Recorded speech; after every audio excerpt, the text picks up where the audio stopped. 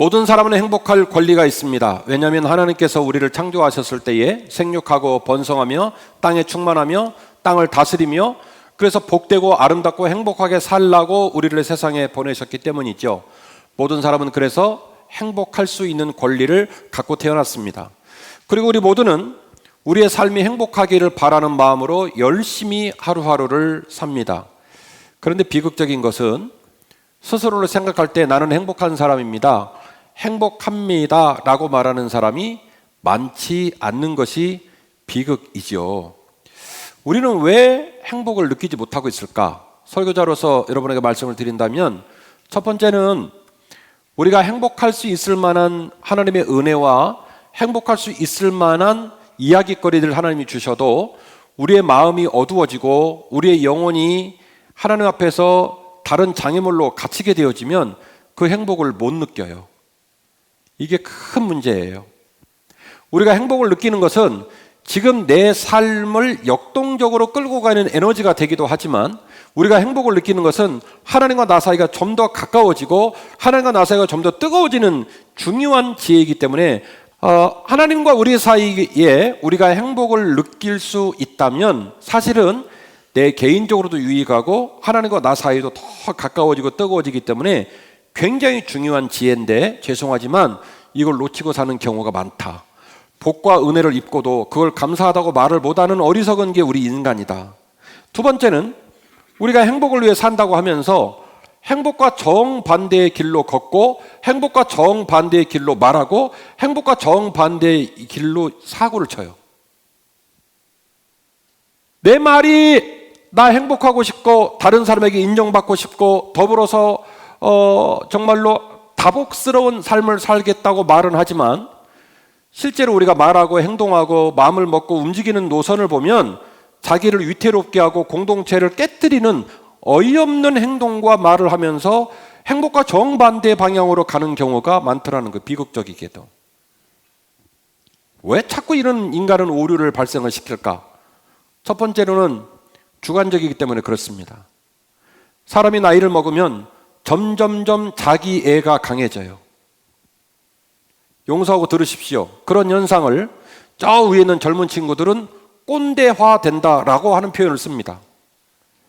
남들이 안 보입니다. 다른 사람의 감정, 역학적 관계가 점점 잘 느껴지지 않고 누구 생각으로만 가득 차냐면 내 생각, 내 뜻으로만 점점 가득 차게 됩니다. 그래서 함몰 현상이 일어나게 되어지고 자기 생각만 거기에 갇혀서 살게 돼요. 그러니까 상황을 객관적으로 볼 수가 없게 되겠지요. 두 번째로는 상황보다는 해석이 중요한데 그 해석을 할 수 있는 힘이 없다는 거예요. 인간이 느끼는 행복, 인간이 느끼는 소망과 인간이 느끼는 삶의 비전이라고 하는 것은 상황이 주는 게 아니라 그 주어진 상황을 어떻게 해석하느냐에 따라서 거기서부터 기적이 시작되거든요. 인간은 항상 해석적인 존재예요. 날씨를 해석하는 것, 가진 물질을 해석하는 것, 내게 주어진 기회와 시간을 해석하는 것, 그 해석의 지점에서 지옥의 문이 열리기도 하고 천국의 문이 열리기도 하기 때문에 해석을 잘 해야 되는데 이 해석을 잘 못하니까 계속 엉뚱한 방향으로 가더라는 거죠.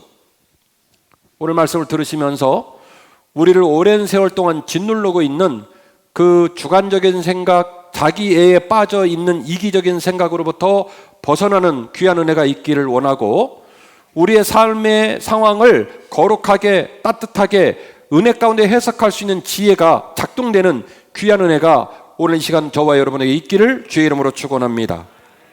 오늘 행복한 인생을 위한 세 가지 지침이라는 설교 제목으로 설교합니다. 그러니 제가 말하고자 하는 주제가 몇 가지겠어요?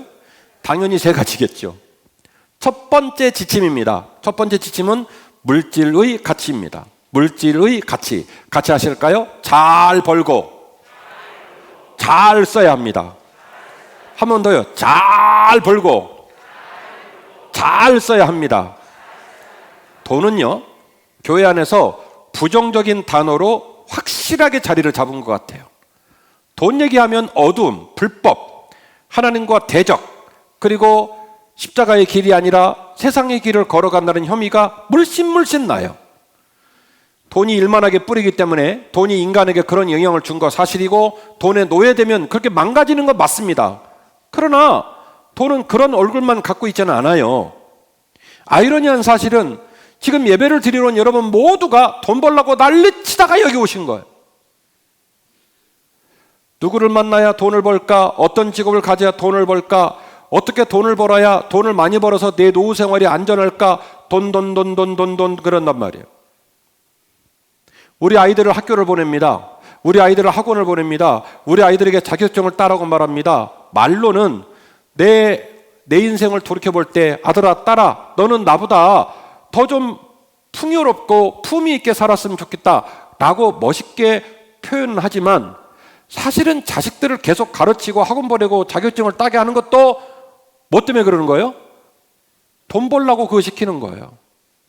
그래서 사람은요 오직 인생의 목표를 돈 버는 곳에 두고 평생을 살아갑니다. 돈은요 시간, 능력, 기회, 선행, 품위 등의 인간의 모든 중요한 행위를 일으키는 중요한 능력치입니다. 돈은 단순히 화폐 단위가 아니에요. 현대사회의 돈은 그 사람의 능력치의 총량입니다. 돈이 많으면 본인이 원하는 시간을 확보할 수 있습니다. 돈이 많으면 본인의 은사를 따라 본인이 소중하게 생각하는 공동체에게 자신의 능력을 나눠줄 수가 있습니다. 돈이 많으면 자신의 선을 행하거나 인간으로서 품위 있게 무엇인가를 하고 싶은 일들을 실제로 실천으로 옮길 수 있는 능력치가 어디에서 나오냐면 돈에서 나옵니다. 돈은 단순히 물건을 사고 물건의 값을 지불하는 수단으로 그렇게 수준 높은 단계에 머물러 있지 않아요. 인간의 삶의 모든 행위를 총망라할 수 있는 가치의 척도로서 돈이 자리를 하고 있다는 것이죠. 그래서 돈에 관하여 교회에서도 적극적으로 가르치고 적극적으로 돈을 어떻게 벌 것이며 돈을 어떻게 써야 할 것이며 이런 일들에 관하여 자주 가르쳐주고 자주 그 얘기를 논의할 수 있는 장을 열어주는 것이 매우 중요하다라고 저는 생각을 합니다. 첫 번째는 일용한 양식을 위해 기도하십시오. 하나님, 우리에게 일용한 양식의 복을 주옵소서. 하나님은 여러분이 돈 때문에 데미지 받고 돈 때문에 슬퍼하고 돈 때문에 피눈물을 흘리고 사는 것을 기뻐하지 않으십니다. 기도하십시오. 하루를 시작할 때 하나님 저에게 일용한 양식의 복이 있게 하여 주옵소서. 하나님께서 분명히 그 일용한 양식을 먹을 수 있도록 여러분을 먹이시고 입히실 거라고 저는 믿어요. 다만 내가 열심히 살고 돈을 버는 과정이 예수 믿는 것 따로, 예배 드리는 것 따로, 하나님을 사랑하는 것 따로, 돈 버는 거는 하나님이 안 좋아하는 일이니까 이건 내가 할 거야 이렇게 하지 말라는 거예요. 주 예수 그리스도의 주의 기도에서 가르쳐 주신 것처럼 너는 하루를 살 때, 하루를 시작할 때 하늘에 계신 너의 여호와에게 기도하라. 하나님 아버지, 나에게 일용한 양식의 복을 허락하여 주옵소서. 마땅히 기도하시기를 주의 이름으로 축원합니다. 하나님, 제가 하나님의 아들이고 하나님의 딸인데 하나님 저에게 일용한 양식의 복을 주세요. 제가 먹을 걸 위해 걱정하지 않게 하시고 제가 제 자녀를 돌보는 일로 피눈물 흘리지 않도록 하나님 저에게 은혜를 주세요. 당당하게 기도하십시오. 두 번째로 우리의 힘씀과 애씀이 허무한 수고와 아픔으로 열매 맺지 않도록 기도하시기를 주의 이름으로 축원합니다. 문장이 좀 어렵죠? 쉽게 말할게요. 이런 얘기예요. 내가 수고하고 애써서 돈을 벌었습니다. 내가 수고하고 애써서 소유를 했습니다. 그런데 그것이 내 것 될 거라고 믿는데 내 것 안 되는 경우가 훨씬 더 많아요. 그래서 일용한 양식의 복과 연결되어진 이 물질의 축복은 뭐냐면 하나님, 내가 수고하고 애써서 거둬들인 물질이 여전히 내 손에 있고 여전히 내 삶의 간증과 감사가 될 수 있도록 도와주십시오. 그렇게 기도하시기를 주의 이름으로 축원합니다. 여러분, 우리가 돈을 벌고 그리고 돈을 관리할 때 얼마나 신경을 쓰는지 몰라요. 우리는 돈을 법니다. 우리가 돈의 주인이라고 생각합니다. 내가 돈을 마음대로 할 수 있다고 생각합니다. 내 손에 들어온 돈은 내 거라고 생각을 합니다. 그런데 벌기는 겁나게 어렵게 벌고 뺏기고 잃어버리고 상할 때는 말도 안 되는 자리에서 어마어마하게 다 뺏기고 사라집니다. 전도서 3장 9절, 일하는 자가 그의 수고로 말미암아 무슨 이익이 있으랴. 하나님이 인생들에게 도고를 주사 애쓰게 하신 것을 내가 보았다. 하나님이 모든 것을 지으시되 때를 따라 아름답게 하셨고 또 사람에게는 영혼을 사모하는 마음도 주셨다. 그러나 하나님이 하시는 일의 시종을 사람으로는 어떻게 했다고요? 측량할 수 없게 하셨다. 사람들이 사는 동안에 기뻐하며 선을 행하는 것보다 더 나은 것이 없는 줄 내가 이제서야 깨달았고, 사람마다 먹고 마시는 것과 수고함으로 낙을 누리는 그것이 하나님의 선물인 줄 또한 알게 되었다. 아멘. 아멘. 사람이 먹고 마시고 수고하여 낙을 누리는 것, 그것이 복과 은혜가 된 것이 그 사람의 능력과 그 사람의 어떤 삶의 지혜 가운데 나오는 열매가 아니라 하나님의 선물이었다는 거예요. 뺏기지 않도록, 그것이 화가 되지 않도록 너를 지키셨다는 거예요. 일하는 자가 그의 수고로 말미암아 무슨 이익이 있겠느냐? 그 모든 것이 하나님의 은혜였다는 거예요. 이것이 바로 하나님의 물질관입니다. 여러분에게 선포합니다. 해가 질 무렵 우리 가족들이 들어올 만한 시간에 아무 문제 없이 따박따박 가정에 들어올 때마다 여러분 가슴 가운데 진지한 감사가 있기를 주의 이름으로 축원합니다. 하나님의 은혜입니다. 지금 이 순간에도 수많은 사람이 불이 나고 산업재해와 교통사고와 수많은 일들로 목숨을 빼앗기고 있는데 오직 우리 가족들만 거기서 빠져야 된다는 건 되게 이기적인 생각 아니겠습니까? 우리 가족들이 때가 되어서 저녁에 따박따박 집에 들어오는 것은 그게 정상이 아니라 내 권리가 아니라 하나님의 은혜입니다. 10명 중에 3사람이 암입니다. 비록 콩나물에다가 두부김치 집어넣고 그리고 소박하게 밥을 먹어도 밥 세끼 따박따박 먹고 내 몸에 큰 지장이 없어 저녁에는 잠이 오고 아침에 일어나 일상을 나아갈 때마다 저와 여러분의 입술에 감사가 터져나오기를 주의 이름으로 축원합니다. 삶은 종합예술입니다. 몇 푼의 돈이 내 손에 있다고 해서 그것이 내 소유고 내 기쁨이 될 것 같지만 그렇지 않습니다. 한쪽이 올라가지만 한쪽이 기울어 버리는 순간 그 삶은 엉망진창이 됩니다. 우리의 물질관을 바꾸십시오. 우리의 수고와 애씀의 열매가 내 수중에 있고 내 지혜에 있고 내 마음대로 할 수 있다는 교만을 버리십시오. 그리고 하나님께 우리의 물질과 우리의 삶의 눈물을 맡기시기를 주의 이름으로 축원합니다. 하나님, 나와 내 자녀에게 일용할 양식의 복을 주시기를 원합니다. 하나님, 내가 내 삶의 자리에서 우리의 삶의 수고와 애씀이 허무함과 눈물이 되지 않도록 단 얼마를 번다 할지라도 그것이 우리의 곳간에 쌓이고 내 수중에 있게 하여 주옵소서. 그게 훨씬 더 나아요. 그게 훨씬 더 단단하고 그게 훨씬 더 찰진 행복이에요. 하나님, 겸손하게 하시고 하나님과 함께 더불어 물질적으로도 복된 인생을 살게 하여 주옵소서. 기도하시기를 주의 이름으로 축원합니다. 우리의 물질은 잘 번 만큼 잘 사용할 때 빛이 나고 가치가 있습니다. 제가 인생을 살면서 깨닫는 진리가 뭐냐면요, 물질은요, 내가 내 의지를 가지고 쓸 수 있을 때 그 물질이 내가 주인인 거예요. 통장 잔고의 동그라미를 보면서 아이고 내 것이다, 아이고 고맙다, 아무리 여러분이 이걸 읊조려도 그거는 느낌상 감정상 여러분이 소유물이라고 생각을 한 거지, 그렇게 하다 죽어버리면요 나는 절대로 그 물질의 소유자가 된 적이 없는 거예요. 구경만 한 거지. 하나님께 예물 드릴 생각이 나면, 제 아버지한테 배운 거지만 예물 드리는 생각이 나면 그 즉시 예물을 드려야만이 우리의 삶이 혼란에 빠지지 않아요. 예물을 드리는 것뿐만이 아닙니다. 내가 누구를 돕는다든지 내가 누구에게 가치 있는 일을 결정했을 때 그 결정한 일이 빡딱 마음에 들어오면요 즉시 그걸 실행에 옮겨야 돼요. 그러지 않으면 그 결심은 내 것이 될 수 없습니다. 이것이 크리스찬의 신앙인의 물질의 원리입니다.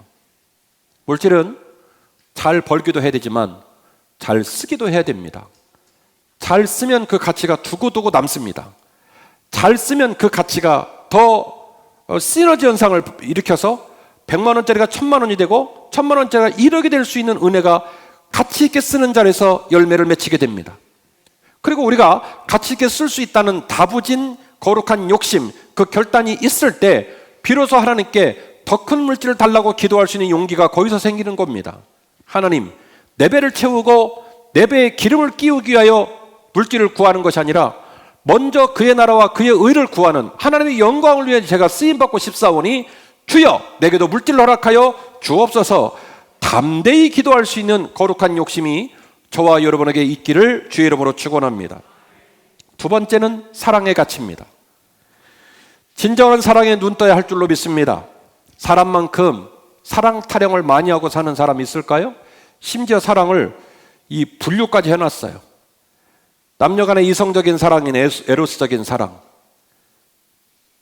사람과 사람의 사랑이 너무 깊어져서 친구보다 더 큰 우정이 생겼을 때 말하는 필레오 사랑, 마치 하나님 사랑을 닮은 것처럼 보여지는 부모의 일방적이고 위대한 사랑인 아가페 사랑. 그래서 에로스, 필레오, 아가페 분석도 참 잘해놨어요. 그리고 입만 열면 사랑 타령을 합니다. 노래의 거의 70%가 사랑의 주제들입니다. 시의 거의 대부분이 사랑의 주제들입니다. 특별히 교회에서는 사랑을 입에 달고 삽니다. 찬양도 마찬가지고 설교도 마찬가지고 우리의 일상적인 만남 속에서 입만 열면 사랑한단 말을 남발을 합니다. 그런데 왜 이렇게 사랑이란 말이 난무하는 역사의 복판 속에서 사랑과의 관계 속에서 많은 사람은 군중 속의 고독을 느낄까요? 대인기피증으로 괴로워하고 공황장애를 겪고 극심한 외로움 가운데서 상처를 받았다고 말을 할까요?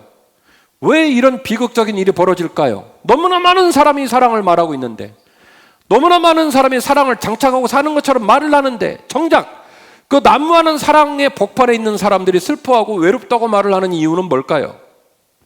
그것은 진정한 사랑이 부재되어 있기 때문에 그렇습니다. 같이 하실까요? 사랑은 타자를 이해하고 희생하는 힘이 담겨져 있다. 한 번 더 하실까요? 사랑은 타자를 이해하고 그를 위해 희생하는 힘이 담겨져 있다. 여러분 보세요. 친하다는 거하고 자주 만난다는 거하고 사랑한다는 말은 구분해서 써야 돼요. 사람은 이해관계를 갖고 삽니다.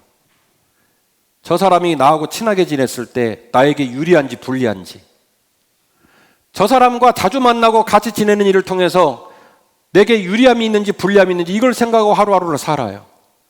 그래서 그것이 유리함과 필요를 채워주기 때문에 사랑이란 말로 잘 포장을 해놓습니다. 우리 건물 짓고 미장하듯이.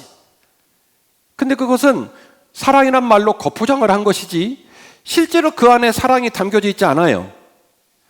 친하게 지내는 것 뿐이에요. 자주 만나는 것 뿐이에요.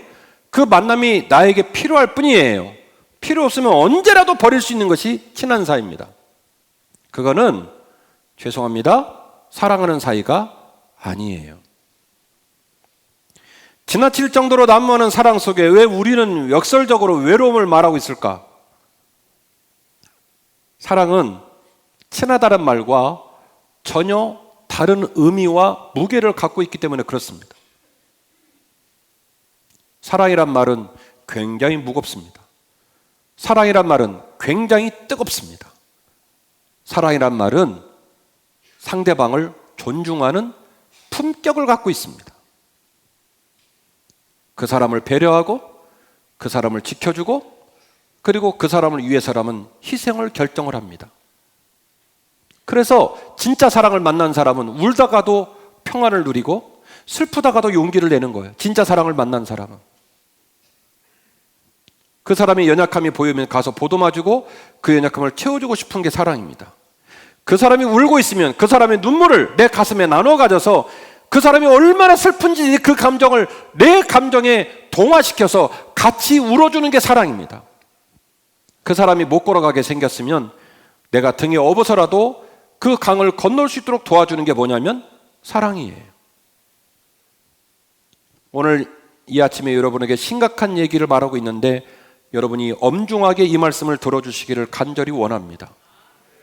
거룩한 교회 십자가를 세우고 만날 때마다 사랑 타령을 하지만 그 사랑이라는 우리 혀끝에서 쏟아지는 말이 얼마나 무의미하고 힘이 없는지, 그저 유불리를 따지고 이해관계 속에서 친하게 지내고 자주 만난다는 것 외에는 아무런 의미가 없는, 사랑의 본질과 아무런 연관관계를 가질 수 없는 한없이 가벼움이 우리들의 민낯이 아닌지 곰곰이 생각해 보아야 할 줄로 믿습니다. 잘 아시는 것처럼 요한복음 15장 1절에서 8절까지 말씀은 주님과의 결합을 말하고 있습니다.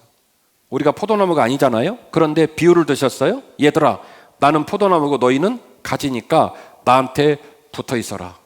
이것이 요한복음 15장 1절에서 8절까지 본문입니다. 이건 물리적인 결합을 말하는 거예요. 여러분이 지금 예배 드리는 것도 물리적인 결합하신 거예요. 기도를 결정해서 기도하는 것이 또 주님과 결합하는 거예요. 왜? 우리가 포도나무가 아니라 뭐 했다고요? 비유를 들으셨으니까 우리가 주님과 물리적으로 결합하는 거예요. 내 마음과 형편과 상관없이 물리적으로 시간을 드리고 물질을 드리고 마음을 드리고 주님과 물리적으로 결합하는 거예요. 요한복음 15장 1절에서 8절까지 말씀입니다. 주님과의 물리적인 결합. 그런데 말이죠,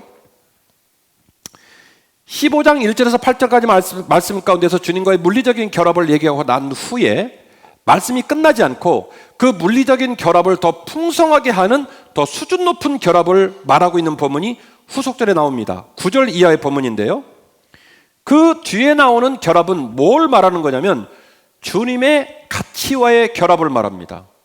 그 가치와의 결합이 뭐냐면 사랑하는 삶, 희생하는 힘이에요. 사랑하는 삶과 희생하는 힘으로 주님과 영적으로, 주님과 관계적으로 주님의 가치와 결합하는 것을 이야기하고 계십니다. 아버지께서 나를 사랑한 것 같이 나도 너를 사랑하였으니 나의 사랑 안에 네가 거했으면 좋겠다. 내가 내 아버지의 계명을 지켜서 그 사랑 안에 거하는 것 같이 너희도 내 계명을 지키면서 내 사랑 안에서 거했으면 좋겠다. 내가 너에게 이것을 이름은 나의 기쁨이 너희 안에 있어 너희 기쁨을 충만하게 하려 함이니라. 내 계명은 곧 내가 너희를 사랑한 것 같이 너희도 서로 사랑하는 이것이니라. 사람이 친구를 위하여 자기 목숨을 버리면 이보다 더 큰 사랑이 없나니 너희는 내가 명하는 대로 행하면 곧 나의 친구이니라. 자, 이 본문 설명해 드릴게요. 내가 너희들한테 이전에도 사랑을 여러 번 말했지만 얘들아, 내가 너에게 말하는 사랑이 뭔 줄 아니? 사랑할 수 있다면, 사랑을 결심한다면, 사랑하는 관계가 된다면 상대방에게 뭐 하는 거라고요? 희생을 작정하는 거야. 그래서 그 희생의 최종적인 완성을 뭐라고 주님 말씀하셨냐면 사람이 친구를 위하여 목숨을 줄 수 있다면 그것 이상의 사랑이 없다라고 얘기를 하신 거예요.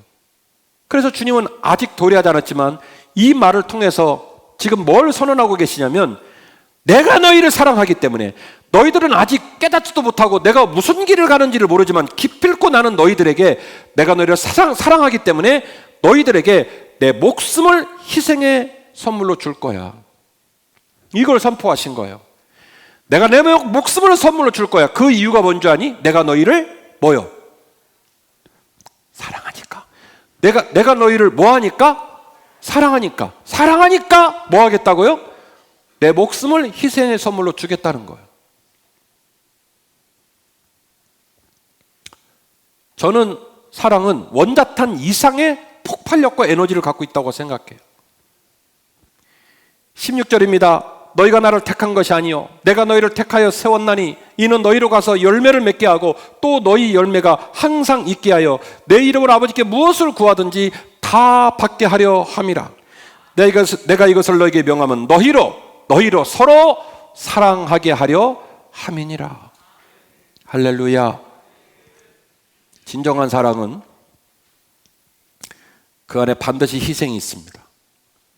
진정한 사랑은 그 안에 반드시 공감이 있습니다. 진정한 사랑은 그 안에 상대방을 살려주고 싶어 하는 거룩한 에너지가 있어요. 그냥 아무 무책임하게 사랑을 말할 일이 아니라 내가 입에 달고 다니는 사랑이란 말이 어떤 의미를 갖고 있는지, 내가 사랑을 깨달은 적은 있는지, 사랑해 본 적이 있는지 곰곰이 생각해 주십시오. 그리고 그 사랑 앞에, 그 엄중한 부름 앞에 우리가 철저히 깨어지고 진정한 사랑으로 나설 수만 있다면 우리 마음에도 사랑의 놀라운 폭발적 에너지가 열매를 맺고 내 인생을 통해 만나는 모든 사람들에게 그 사랑의 폭발적 에너지가 충만하게 넘치게 될 줄 믿습니다. 마지막으로 주권의 가치입니다. 하나님이 이끄시고 세우시는 인생을 우리는 반드시 사모해야 할 줄로 믿습니다. 시편 128편 1절인데요. 여호와를 경외하며 그 길을 걷는 자마다 복이 있도다. 내가 내 손에 수고한 대로 먹을 것이라. 내가 복되고 형통하리로다. 내 집 안방에 있는 내 아내는 결실한 포도나무 같으며 내 식탁에 둘러앉은 자식들은 어린 감람나무 같으리로다. 무슨 얘기죠? 여호와를 경외하면서 그 길을 걸어가는 집이 복되다는 거예요. 하루를 시작하며 기도로 시작하고 하나님 아버지의 은혜로 사업장이 돌아가고 하나님 아버지의 은혜로 직장이 세워지고 하나님 아버지의 은혜로 자녀들의 삶이 열릴 거라고 믿고 여호와를 경외하며 여호와를 사랑하고 그 길을 뚜벅뚜벅 걸어가는 자가 복되다는 거예요. 그랬을 때 그 가정이 시간이 갈수록 다복해지고 시간이 갈수록 감사할 수 있는 가정이 된다고 시편 기자는 우리에게 말하고 있습니다. 시편 103편인데요. 인생은 그날의 풀과 같으며 그 영화가 들의 꽃과 같도다. 그것은 바람이 지나가면 없어지나니 그 있던 자리도 다시 알지 못하거니와 여호와의 인자하심은 자기를 경외하는 자에게 영원부터 영원까지 이르며 그의 의의 자손의 자손에게 이르르니 곧 그의 언약을 지키고 그 법도를 기억하여 행하는 자에게로다. 할렐루야. 인생은 그날이 풀과 같다는 거예요. 시편 기자는 말합니다. 우리 인생은 한날의 풀과 같다. 제가 누누이 말씀을 드리지만 인생은 렌탈 인생입니다. 성경적 표현으로 말씀을 드리면 시간이 정해져 있는데 몇 년짜리 렌탈이라고요? 약 80년짜리. 80년짜리 렌탈 인생이에요. 그 렌탈 인생을 마치고 나면 하나님 품으로 가요. 저도 하나님이 살아계시다고 믿고 여러분도 하나님이 살아계시다고 믿어요. 사람은 이 세상을 살면서 세상에다가 마음을 두고 세상을 사랑할 수밖에 없지만 언젠가 주님을 만날 날이 되면 칭찬을 받기도 하고 꾸중을 받기도 하고 그럴 겁니다. 우리의 소망이 어디에 있을까? 80여년의 렌탈 인생을 마치고 나면 주님 품에 안겨서 새하늘과 새 땅에 들어가게 될 텐데 저와 여러분의 삶이 주님 앞에서 좀 더 겸손하고 지혜로웠으면 좋겠습니다.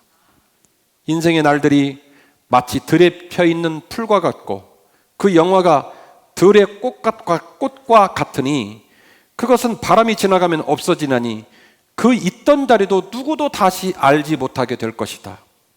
그러므로 여호와의 인자하심은 자기를 경외하는 자에게 영원부터 영원까지 이르게 될 것이다. 앞서 말씀드린 시편 128편과 똑같은 의미의 가르침입니다. 여호와를 경외하며 사는 것, 그분의 은혜를 따라 사는 것이 매우 중요하다라고 하는 것이죠. 잠언 6장 9절 말씀입니다. 사람이 마음으로 자기 길을 계획할지라도 그의 걸음을 인도하시는 이는 여호와이시니라. 잠언 19장 21절 사람의 마음에는 많은 계획이 있어도 오직 여호와의 뜻만이 완전히 서리라. 6장 16장 9절 말씀도 19장 21절 말씀도 다 똑같은 얘기예요. 사람이 마음으로 많은 계획을 갖고 있고 사람이 마음으로 많은 소유와 자기 주장을 내뱉는다 할지라도 그 길을 이끌어 가시는 일은 여호와 하나님이시라는 거예요. 그걸 잊으면 안 된다는 거예요. 주권이 우리에게 있다, 하나님께 있다, 하나님께 있다는 거죠. 오늘 함께 읽으신 본문의 말씀입니다. 마음의 경영은 사람에게 있어도 말의 응답은 여호와께로부터 나오는도다. 사람의 행위가 자기 보기에는 모두 깨끗하여도 여호와는 심령을 감찰하시느니라. 너의 행사를 다 여호와께 맡기라. 그리하면 내가 경영하는 것이 이루어지리라. 너희 행사를 다 여호와께 맡기라. 그리하면 내가 경영하는 것이 다 이루어질 것이다. 사람이 인생을 경영합니다. 이렇게 말해야지, 이렇게 판단해야지, 이렇게 가야지, 수많은 결정을 내리지만 여러분은 어떤지 모르겠지만 항상 저는 이 결정을 잘한 것일까 의문이 들 때가 많아요. 그래서 목회를 하면 할수록 제 기도가 깊어지는 것은 하나님, 제가 지혜롭게 결정하게 하시고 하나님이 인정할 만한 길로 걸어갈 수 있도록 저를 좀 도와주세요. 혹시 제가 제 마음에 욕심에 넘어지고 잘못된 판단으로 제 인생을 위태롭게 하지 않도록 하나님, 저의 갈 길을 인도해 주세요. 그렇게 기도하면서 하루하루를 삽니다. 마음의 경영이 사람에게 있어도 말의 응답은 여호와께로부터 온다. 사람의 행위가 자기 보기에는 겁나게 깨끗한 척하여 멀쩡한 것처럼 말을 한다 할지라도 여호와는 그 사람 폐부 속 마음속에 무엇이 있는지를 잘 아시고 그것을 감찰하신다. 너의 행사를 여호와께 맡기라. 그리하면 내가 경영하는 것이 다 이루어지리라. 행복한 인생을 위한 세 가지의 지침을 말씀드렸습니다. 첫 번째는 물질의 가치를 말씀드렸습니다. 잘 벌고 잘 써야 합니다. 두 번째는 사랑의 가치를 말씀을 드렸습니다. 우리가 흔히 아는 힘없고 의미 없는 그런 위약 같은 사랑 말고 희생이 담겨져 있고 그를 향한 헌신이 담겨져 있는 힘있고 따뜻하고 깊은 사랑, 그 진정한 사랑에 눈 떠야 할 줄로 믿습니다. 주권의 가치를 말씀드렸습니다.